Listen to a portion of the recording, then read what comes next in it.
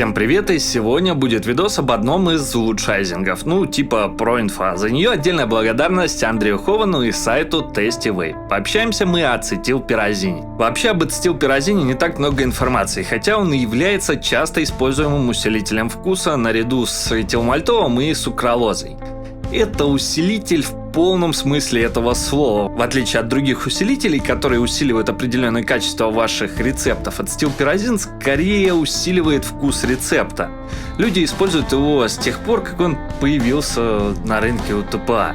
Он представляется у них как 5% ацетилпирозин, что означает, что он разбавлен в пропиленгликоле в такой концентрации. Изначально он идет в кристаллах. Основным предназначением ацетилпирозина было легкое подслащивание и смягчение табачных аром. Также более тяжелых табачек и тех, которые землянистые и с привкусом пепла. Но когда люди начали с ним экспериментировать, то обнаружили множество других интересных применений. Например, выпечки.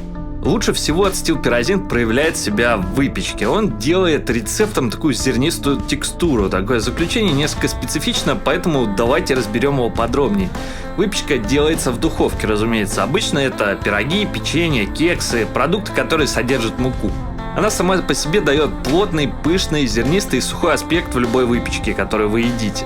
Хорошие повара используют фрукты и другие топпинги для уменьшения сухости, так что мне нравится думать об ацетилпирозине как о муке. Это необходимый ингредиент для вывода наружу истинного вкуса выпечки. Зернистость – это ее ключ. Много раз я парил коммерческие жижки, которые обычно презентуются как печенье, пончик, торт, но они были лишь грубым приближением к ним. Мутные и скучные вкусы выпечки, которые обычно чувствуются где-то далеко позади. Конечно же, не все, но они встречаются. И это потому, что миксологи не имеют навыков применения ацетилпирозина. Щепотка ацетилпирозина в вашем замесе добавит зернистости и поднимет аутентичность вашей жижи до соточки. Зернистость дает глубину и новые слои. В паре вы получите ваши топовые ноты, сопровождаемые акцентами, сопровождаемые базой и, наконец, новый слой от добавленного вами ацетилпирозина. С этим дополнительным слоем хруста довольно весело работать, но хруст — это не все, есть еще сухость. Вот эта сухость тоже делает ваш вкус более достоверным. В наших замесах, которые в вейпинге имеют такой мокрый вид, согласитесь, появляется уровень сухости, который сделает более реалистичным ощущение от вашей выпечки. Нет, он не превратит замес в пустыню, а лишь добавит ощущение сходства с оригиналом. Также ацетилпирозин можно использовать в табачках. Ацетилпирозин в табачках используется более традиционно. Его добавляют для придания легкой сладости и сглаживания грубых нот, которые могут исходить от крайней сухости табачных аром. Это выглядит противоположно тому, что ацетилпирозин делает для выпечки. Его использование в столь различных стилях добавляет процессу замеса эдакое веселье. Когда у вас есть табачный рецепт с кучей различных аром, типа карамели, миндаля, орехов, ванили, добавление ацетилпирозин дает разные конкретные вещи для каждой из аром. Для примера давайте посмотрим на рецепт типа табачечка RY4 Double, салмонд, карамель и ванила свирл. Используем нотку ацетилпирозин, скажем 1%, что придаст ароме RY4 Double сладости, сгладит ее и берет из нее сухость. Для алмонд он сделает то же самое, что и для выпечки, добавит сухости и зернистости, а карамель и ванила свирл он практически не повлияет, кроме как добавить легкий привкус ореха. Зная это, вы будете понимать, где и как ацетилпирозин может быть отличным усилителем. Также его можно использовать в шоколадных миксах, которые не особо популярны. Меньше всего я тестил ацетилпирозин с шоколадом. Наиболее интересный путь, который я видел, проходил вместе с темным шоколадом.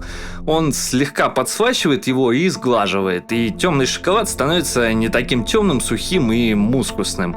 Это похоже на то, что он делает для табака, но я нахожу, что шоколаду он придает текстуру. Единственная шоколадная арома, с которой я тестил ацетилпирозин, это Double Chocolate Clair, но это был рецепт выпечки, поэтому я не мог точно оценить его эффект, какой он должен был быть. Но я могу определенно сказать, что он увеличивал насыщенность шоколада. Обычно эта арома тяжелая и не выходит на первый план, но с добавлением ацетилпирозин у нее появляется такая возможность. Не слишком сильно, но достаточно для того, чтобы сделать заметным. Также ацетилпирозин, к моему удивлению, добавляет шоколаду нотку ореховости, которой в нем обычно нет. Один из отцов миксологии на забугорных форумах, по-моему, его зовут Хитс, пишет об ароматизаторах довольно давно, и его записи об ацетилпирозине и шоколадах говорят то же самое, что шоколадные ароматизаторы получают 10-кратную выгоду от добавления к ним ацетилпирозина. Но Шоколадный рецепт, честно вам скажу, это такое себе. Но, в общем-то, главная цель этого видоса — заставить смотрящих его понять потенциал ацетилпирозин. Как я уже сказал в начале, ацетилпирозин является воплощением того, каким должен быть усилитель вкуса. Он абсолютный усилитель вкуса ваших ингредиентов, и не добавление его к своему арсеналу было бы ошибкой. В общем, берите 5% ацетилпирозин и поэкспериментируйте с ним. Он делает так много разных вещей для всех видов ингредиентов и до сего дня еще не был протестирован со всеми аромами.